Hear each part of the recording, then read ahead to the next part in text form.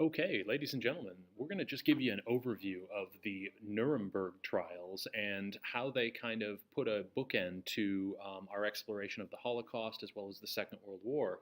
And what the Nuremberg trials were was they were an attempt to bring to justice uh, individuals very responsible for the carrying out of the Holocaust.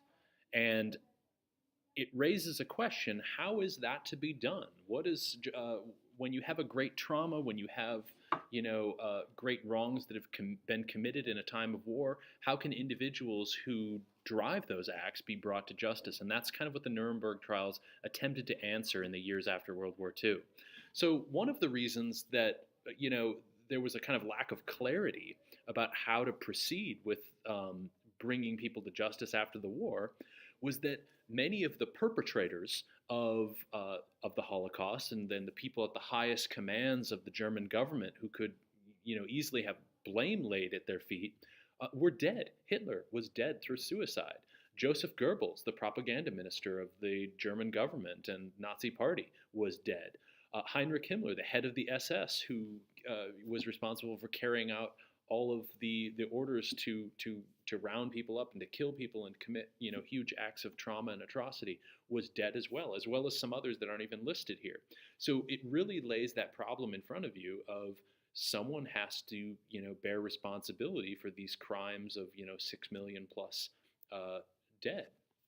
So the place of the trials was Nuremberg, Germany, the Nuremberg Palace of Justice. This was a site of many Nazi rallies.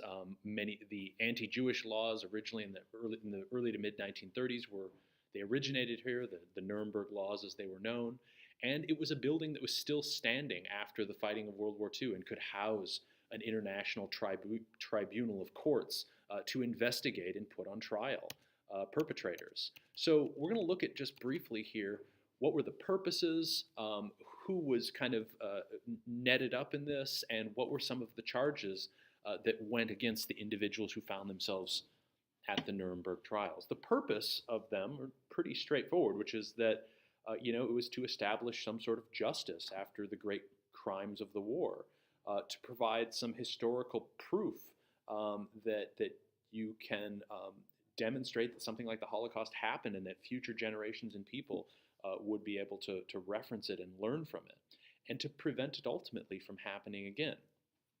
The Nuremberg trials also had to figure out who to try, who were going to be the lead defendants. In many cases, these are going to be officials, military leaders, diplomats who may have played roles in carrying out atrocities, and propagandists who motivated the masses to carry out things. These people were kind of seen as the ringleaders, and they were going to be facing a sort of justice after the war. Some of the charges that you could face at the Nuremberg trials were conspiracy, being part of a master plan of plotting against, vulnerable elements of society and carrying out aggression. Crimes against peace, which is starting a war or planning to start a war. War crimes, which are non-military civilian targeting, targeting people through bombing major cities like London and so forth. They're destroying cities and destroying the Warsaw Ghetto and so forth.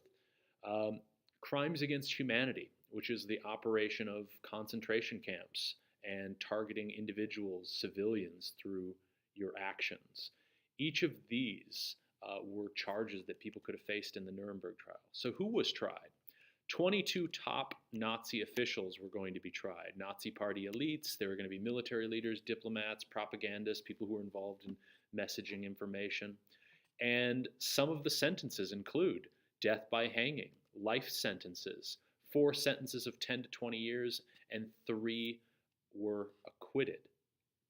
So they will run until 1949, several years after the end of the Second World War. There were going to be 185 defendants all in all, doctors, members of the Einsatzgruppen, judge who enforced Nazi racial laws, and most were found guilty in these secondary trials and received prison terms. And here's some imagery from that time period.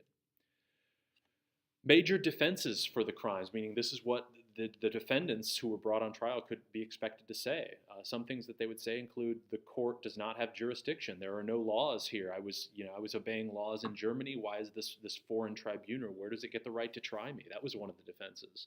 The more famous one, the one that's often associated with the Nuremberg trials, is I was just following orders. This wasn't my doing. It was somebody else above me. Or the Nazi state molded my beliefs. I was, an empty vessel and I was brainwashed. I was following the laws of my nation. Again, kind of coming back to these were the laws of Germany at the time. Or I was not aware of what was happening.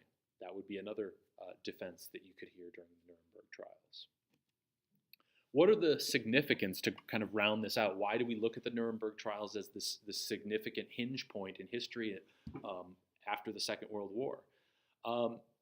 Because actions were taken during the war were in fact crimes, and that by putting war criminals on trial, you were demonstrating the precedent, the expectation that people who did atrocities during war, that they would face penalties following that war.